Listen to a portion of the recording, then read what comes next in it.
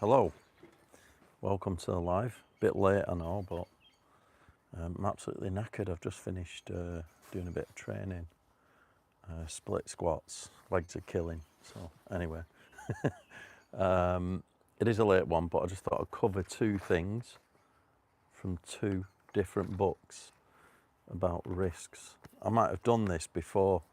I think I mentioned this before. It's called The Risk Poem in The Impact Code, but I'm going to read it again. Just before I do, I first heard this Chris Eubank Senior saying it in a media thing. You know, he's quite philosophical, quite an educated man, and he said this risk poem, and I thought he came up with it. I thought, fucking God, that's absolutely brilliant. And then I read it in this book, and I thought, oh right, okay, he's just found it and recited it. Anyway, let's have a little look. It's called The Risk Poem in this book, The Impact Code. Here we go. The risk poem, right. To laugh is to risk appearing a fool. To cry is to risk appearing sentimental and soft. To reach out to another is to risk involvement. To show up and expose your feelings is to risk exposing your inherent self. To place your ideas, your dreams, your desires before people is to risk their loss. To love is to risk not being loved in return. To show strength is to risk showing weakness. To do is to risk failure. The greatest hazard in life is to risk nothing. The person who risks nothing, gets nothing, has nothing, is nothing. He may avoid suffering, pain, sorrow, but he does not live, he does not love. He has sold, forfeited freedom, integrity. He is a slave, chained by safety, locked away by fear, because only a person who's willing to risk, not knowing the result, is free. I love that. What a great. Do you want to take a screenshot? You'll have to mirror it because it is alive, but have a little look at that. Is that full screen? Well, it's as good as I can get. You can take a screenshot. Yeah, it's a really good thing. And on top of that, obviously, Scott's new book, The Eye of the Storm. Reading his new book. On this page, we've got this section, it's called Take the Initiative and a Calculated Risk. I like this. It says, this step is like both sides of a coin. How can you use your initiative while sidestepping the threat of things going wrong? The simple answer is you can't. The only way to master anything in life is to be forward-leaning. That means whatever challenge you're facing right now, you need to metaphorically be on the balls of your feet, leaning into the challenge rather than being flat-footed and on your heels. If you're not ready to move forward, it's no different than standing on a moving treadmill. Feels okay for a split second, but then you'll get flung off back, face down, looking like an idiot. Scott goes on to say, take both the initiative and a calculated risk is only truly possible once you experience psychological safety. What do I mean by this? Let's say, for example, you take initiative on a project at work. You weigh up all the risks, but mistakes are made, and the project ultimately fails, costing the business money as well as the client. Ask yourself on a scale of 10, how safe and cared for do you feel by your boss and by your organisation? Are you likely to be thrown under the bus and possibly fired? Maybe, for making that mistake. Are you likely to be thrown under the bus, possibly fired? Or would you expect to have a difficult conversation with your boss in which your integrity and good intentions are acknowledged, and the two of you focus on identifying what went wrong, how to recover from it, and how to make sure the same mistakes aren't made again? In the latter example, you are psychologically safe in a psychologically safe environment. A couple of things there. Obviously, things went wrong. Talked about risks a lot. You should always, when you're taking a risk, well, it's not a risk, it's a decision, isn't it? Every decision you make, you're saying yes to one thing and no to another. There's always things that can go wrong, but what you're doing is you're looking for an asymmetrical upside. So when the chances of in favour are better than that of the loss, and you know, sometimes we take these chances and risks, which is fine.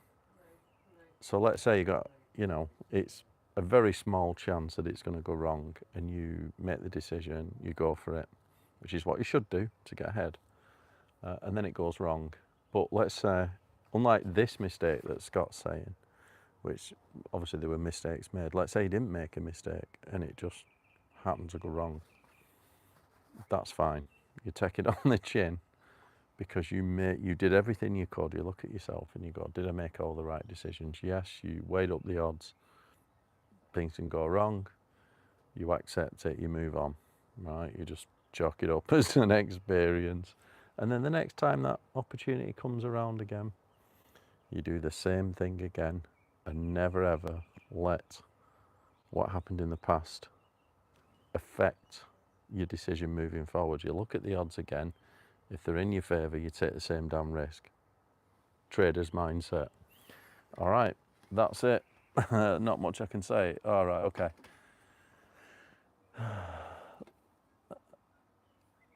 This. Who wrote that? Right, which one? You mean the risk poem? So the first one, which is the risk poem, that's this book, The Impact Code. It's going to be mirrored because it's alive on the phone, so you'll have to mirror it. Nigel Risner.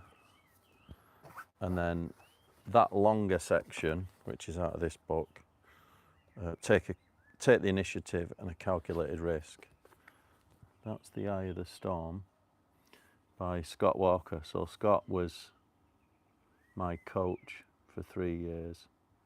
He's now a full-time author, but he was my coach for 3 years. Taught me a lot of stuff.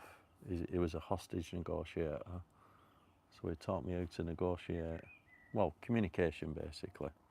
So this is how to make good decisions in bad situations. Yeah, it's pretty good. Obviously, I know Scott personally.